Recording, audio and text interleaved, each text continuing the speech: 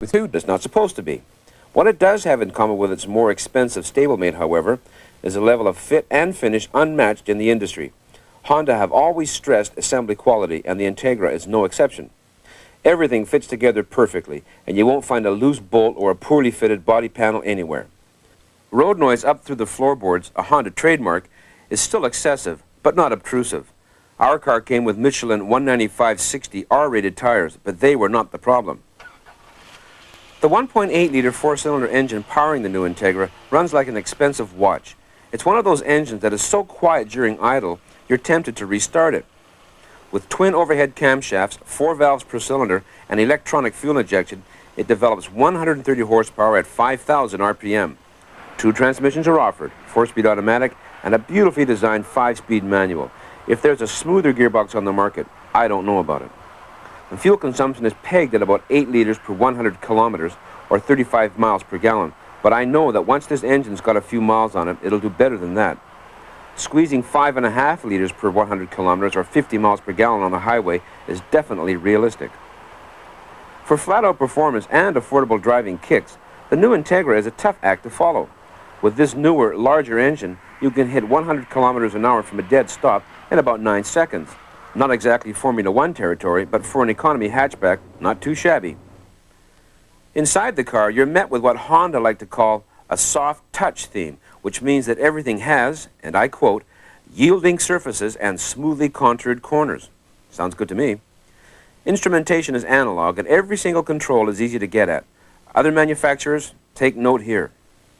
As you might expect, the Integra is very well equipped. Our test car, a GS 2-door hatchback, came with all the usual mod cons, such as adjustable steering column, remote hatch and fuel filler door releases, overhead map lights, and plenty of storage nooks and crannies. As well, it has air conditioning, power windows, power sunroof with shade, and these useful fold-down rear seat backs. In fact, there isn't much Honda hasn't covered here. I'm less than happy with the elbow room, but then I usually complain about that anyway. And I could use front bucket seats with a little more in the way of support. I also think this car is starting to get a wee bit on the expensive side. The basic LS 2-door hatchback starts at $16,000, but our test model will run you almost $21,000. In the marketplace, there's quite a bit to choose from. Honda's beautiful Accord Coupe is definitely in contention here, as is the Honda Prelude and Mazda MX-6, Ford Probe, and Toyota Corolla GTS. I also think the Dodge 2000 GTX should be mentioned, and the Eagle Talon and VW Jetta Trophy.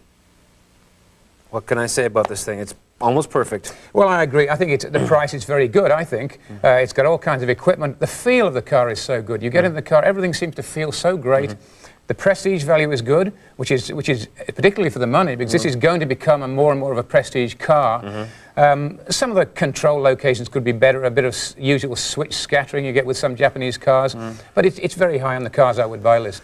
You know, every time we talk about a car like this, I can never come up with anything bad about it. I really want to, believe me, I'm trying, but I can't. The car is almost perfect. The only thing I can come up with again is the price. I think I'd like it better if it didn't cost as much, but that's about it, really. Well, you know? I don't really agree. I think the price is okay. I mean, I've complained about the price of the new Accord in decent trim with its drum brakes and other sort of backward features. We've got something to argue about that, because you can get, these days you can get a Jetta, albeit an entry-level Jetta, for about $14,000, and that's...